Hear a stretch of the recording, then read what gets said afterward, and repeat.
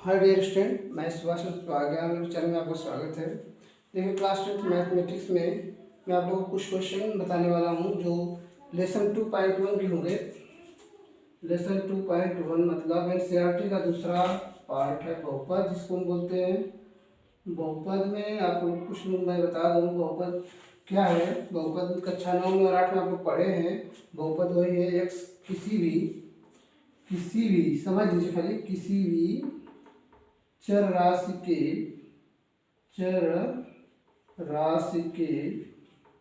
ऋणोत्तर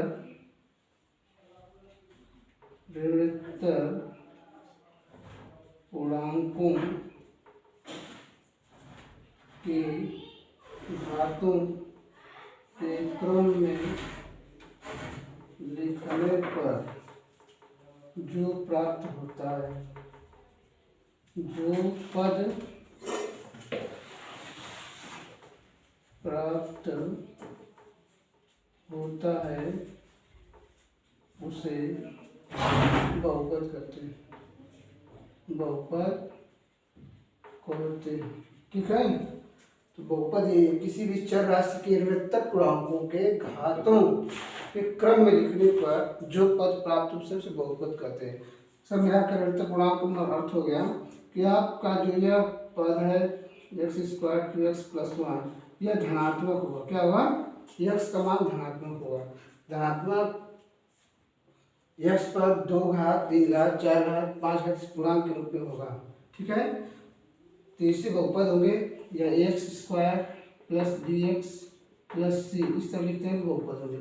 आप लोग को पढ़ाया गया होगा एक पदी बहुपद, जिस बहुपद में एक पद होता है उसे एक पदी बहुपद कहते हैं। जिस बहुपद में 2 पद होता है उसे द्विपदी बहुपद कहते हैं, और जिस बहुपद में 3 पद होता है उसे त्रिपदी बहुपद कहते हैं। तो आप लोग जानते हैं पहले से।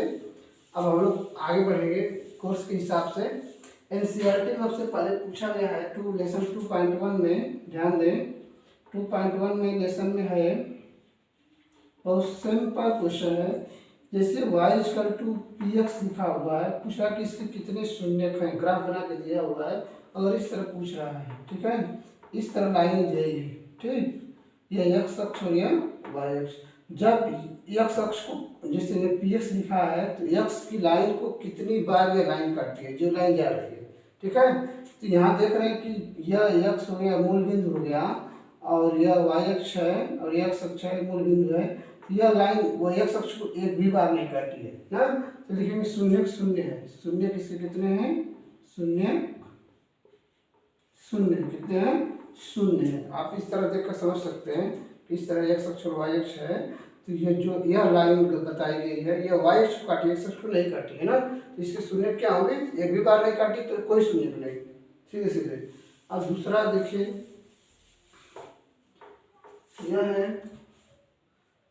दूसरा आपका बताया जा रहा है इस तरह से कितनी बार काटा है? ये x अक्ष और y अक्ष या मूल बिंदु कितनी बार काटा है? एक बार काटा है ना। तो शून्य कितने होंगे? शून्य, बस देख के जान जाना है, शून्य 1 होगा, ठीक। अगर आपको तीसरे की बात करें, तीसरा में तो तीसरा इस तरह काटा हुआ है, इस तरह से, ठीक है। तो इसके कितने शून्य होंगे? एक बार काटा है, 2 बार काटा है, 3 बार। x अक्ष को कितनी बार काटा है? 3 बार। तो इसके शून्य हो जाएंगे, शून्य कितने होंगे? 0 3 कितने हो जाएंगे? 3, ठीक है। अब देखिए चौथे में आपकी बारी आती है, क्या है?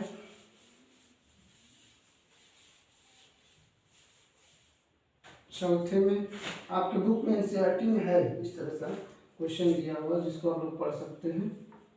इस तरह काटा एक तरफ, ठीक। x ट्रेस कर ले, y ये मूल बिंदु है। तो ये देखिए 2 बार काटा हुआ है, ठीक है। तो इसके शून्य हो जाएंगे कितने? शून्य जाएंगे 2, ठीक।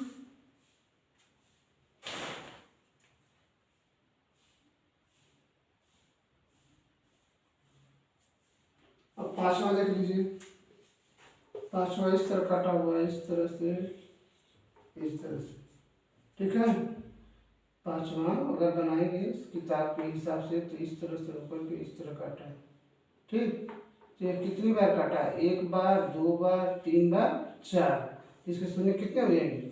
चार हो जाएंगे। ठीक है, और अंतिम है आपका, अगर टच करेगा तब भी और काटेगा तब भी शून्य होगा।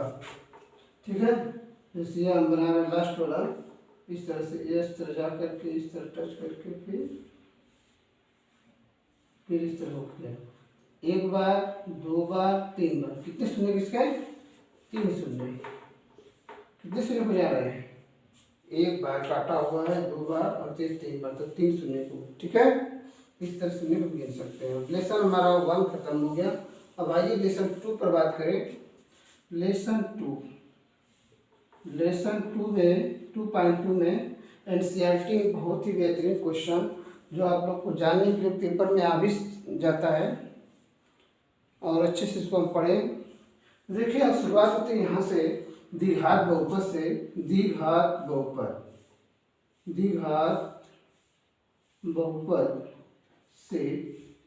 ठीक है, द्विघात बहुपद में हम एक समीकरण बनाए, बहुपद रखेंगे, मान बहुपद से करते हैं x square plus b x plus c. हम मानते हैं कि इसका कोई भी हल, मतलब इसको हल करने पर आ रहा है एक्स माइनस अल्फा और एक्स माइनस बीटा, इस तरह से शून्य का आ रहा है। हल करने पर समीकरण बन रहा है। देखिए, हम एक ऐसे भाग देते हैं, x square plus b upon a x plus c by a. ध्यान से समझेंगे तो आपको समझ में आ जाएगा। इसका गुणा करेंगे तो हो जाएगा x square minus x alpha plus, इसको एक्स को बाद में alpha plus beta x plus alpha beta. ठीक है, ये इसके शून्य था। अब दोनों पक्षों की तुलना कर दीजिए। दोनों पक्षों की तुलना करने पर, तो देखिए ध्यान दें, यह माइनस अल्फा प्लस बीटा है, इसको इसकी तुलना हम इससे पूरा करेंगे। बात समझें, ये हो जाएगा B by A equal to minus alpha plus beta. ठीक है, या अल्फा प्लस बीटा बराबर माइनस बी बाई ए। ठीक है, अब इसकी तुलना हम इससे करेंगे तो अल्फा बीटा बराबर हो जाएगा सी बाई ए। यही हमारा सूत्र है। अब इसको हम शून्य कहते हैं, मान लेते हैं कि यह दोनों इसके शून्य के अल्फा बीटा हल कर पाए थे, तो शून्यांकों का योगफल बराबर माइनस, यह क्या है, दोनों में देखेंगे यह क्या है, एक्स का गुणांक, एक्स का गुणांक बटा के एक्स स्क्वायर का गुणांक। ठीक, और इसका सूत्र बनेगा, दोनों शून्यांकों का योग लिख लीजिए, शून्यांकों का योगफल बराबर अचर पद बटा के एक्स स्क्वायर का गुणांक। अगर आपको दिख रहा है तो ठीक है, नहीं दिख रहा है तो बोल रहे सुन लीजिए। शून्यांकों का योगफल बराबर अचर पद गुणे एक्स स्क्वायर का गुणांक। इस तरह से हम लिख सकते हैं। ये दिखाई नहीं दे रहा है तो इसको ऊपर हम यहाँ लिख दें शून्य, इसको मिटा दें चाहे तो, एक मिनट। अल्फा बीटा बराबर है सी बाई ए ना, तो शून्यांकों का योगफल बराबर अचर पद बटा के एक्स स्क्वायर का गुणांक। ठीक, ये हमारा फार्मूला है। वापिस समझ लीजिए, जो हमें बहुपद लिखे थे x square plus b x plus c equal to x minus alpha और एक्स माइनस बीटा। ठीक, तो इस तरह से हम इसका एक शब्द में भाग दे देंगे। भाग देने के बाद यह देखेंगे ध्यान से, इसका हम गुणा करेंगे तो इस रूप में आएगा x square minus alpha plus beta x plus alpha beta. ठीक है, और दोनों पक्ष की तुलना कर देते, एक्स स्क्वायर से तुलना करते कुछ नहीं है। अब इसकी तुलना करेंगे एक्स का, तो एक्स से तुलना बढ़ जाएगा तो एक्स से कटेगा तो माइनस अल्फा प्लस बीटा बराबर बी बाई ये मिल रहा है। ठीक, इसको हम इधर कर देंगे, माइनस को इसके साथ लगा देंगे तो फार्मूला हमारा ये बन जाएगा। अब फिर अल्फा बीटा बराबर सी बाई ए है। ठीक है, तो इसको हम लोग तुलना करने को मिला है। तो शून्यांकों का योगफल, शून्य में योगफल बराबर अचर पद बटा x स्क्वायर का गुणांक, इस तरह से हम कर लेंगे। ठीक है, इसको मिटा दूंगा, इस पर क्वेश्चन हम लोग हल करेंगे।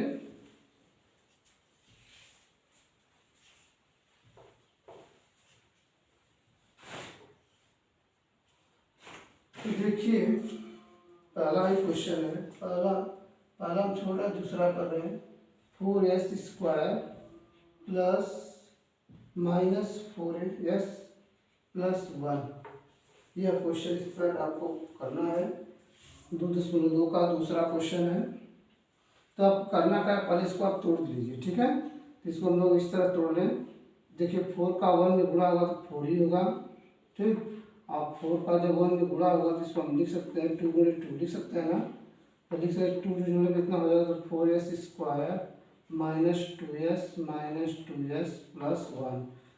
2s कामन ले लेंगे तो 2s माइनस 1, माइनस 1 कामन लेंगे तो 2s माइनस 1 बराबर 0। इसको कर दें, ये हो जाएगा 2s माइनस 1 और 2s माइनस 1, इस तरह से मिल जाएगा बराबर 0। तो 2s बराबर 1, तो s बराबर 1/2, इसका भी वही हालत है। 2s बराबर 1, तो s बराबर 1/2। तो s के कितने मान मिले, 1/2 और 1/2। तो अल्फा बराबर मान लीजिए 1/2 और बीटा बराबर मान लीजिए 1/2। तब समझ में आई होगी। गुणनखंड कक्षा 8 और 9 दोनों पढ़े हैं आप लोग, पढ़े तो इस तरह करेंगे।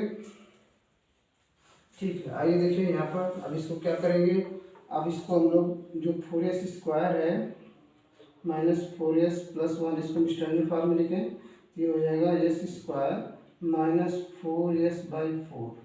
ठीक, चाहे इस तरह तुलना कर दें, ax square plus bx plus c बराबर 0 से तुलना करने पर, ठीक है, क्या मिलेगा, a बराबर 4, b बराबर -4, c बराबर 1। ठीक है, यह इस तरह हो जाएगा।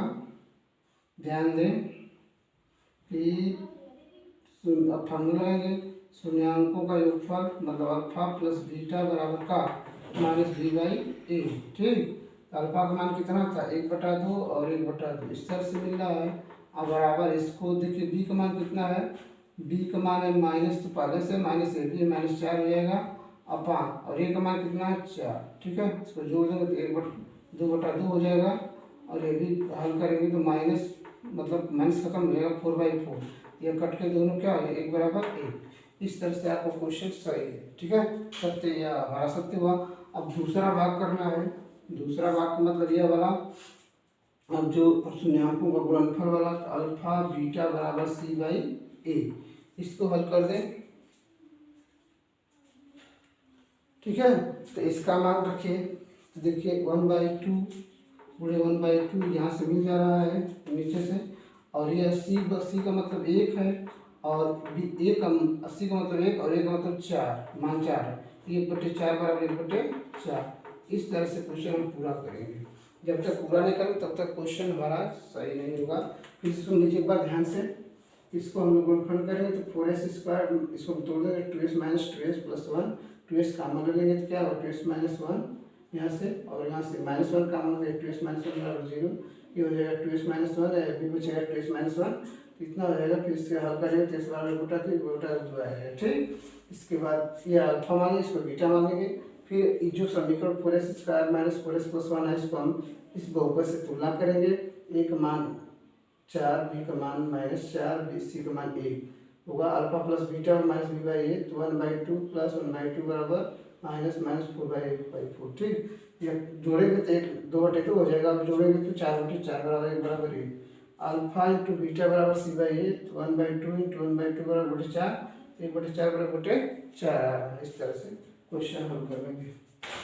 आगे बढ़ते हैं दूसरे क्वेश्चन की तरफ।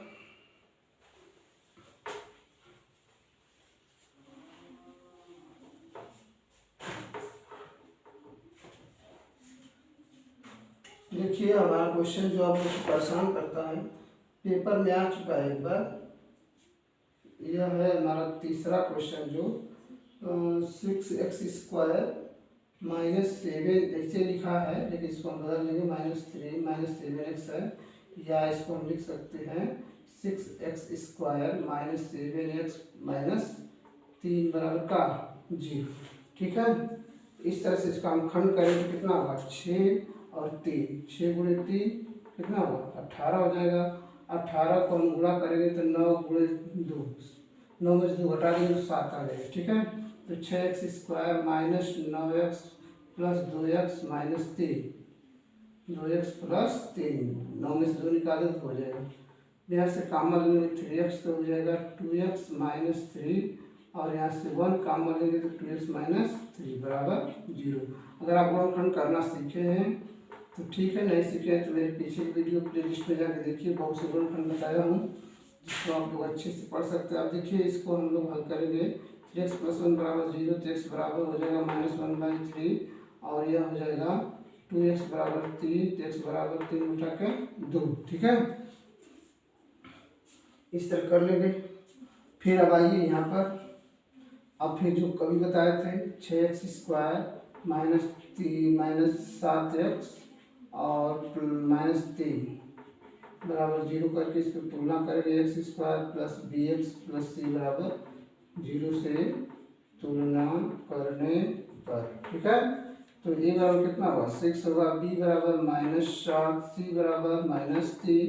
ठीक है, हम सूत्र लगाएं तो अल्फा प्लस बीटा बराबर, भी सूत्र पीछे बता चुका हूँ, c/-b/a से, तो ये हो जाएगा अल्फा का मान, देखिए अल्फा बराबर इसको मान लें -1/3, और बीटा बराबर मान लें 3 बटा के 2, तो ये हो जाएगा -1/3 धन 3 बटा के 2 बराबर, इसका मान रखें। तो यह मान हमारा आ रहा है, बी का मान है माइनस और -7/6, इसको हल करें तो कितना होगा, ये यहाँ जाएगा, माइनस में तो 2 हो जाएगा, और ये +9 होगा, 9/6 बराबर 7/6, ये घटेगा, ये माइनस होगा, ये 7/6 बराबर 7/6, ये भी सत्य है। ठीक है, अब आगे आप लोग करते हैं इसका ये वाला, देखिए अल्फा बीटा बराबर c/a से, तो अल्फा का मान कितना है, -1/3, और बीटा का मान 3/2 बराबर, इसका मान रखिए, c का मान -3/6, तो 3 से 3 कट जाएगा, -1/2 बच रहा है, और ये भी कटेगा तो -1/2 ही आएगा। ठीक, तो इस तरह हमारा क्वेश्चन सही है। इसको आप लोग धड़ल्ले से कर लें, बहुत फास्ट क्वेश्चन हैं, छोटे छोटे, जिसको आप लोग परीक्षाओं में बहुत अच्छे से पढ़ सकते हैं। चलिए ठीक है, आज की वीडियो में इतना ही, फिर अगले वीडियो में मिलेंगे। धन्यवाद, और मेरे चैनल को सब्सक्राइब कर लें और पढ़ने के लिए, प्रतिदिन वीडियो आपको मिल रही है इस समय, तो आप लोग अच्छे से देखें। धन्यवाद।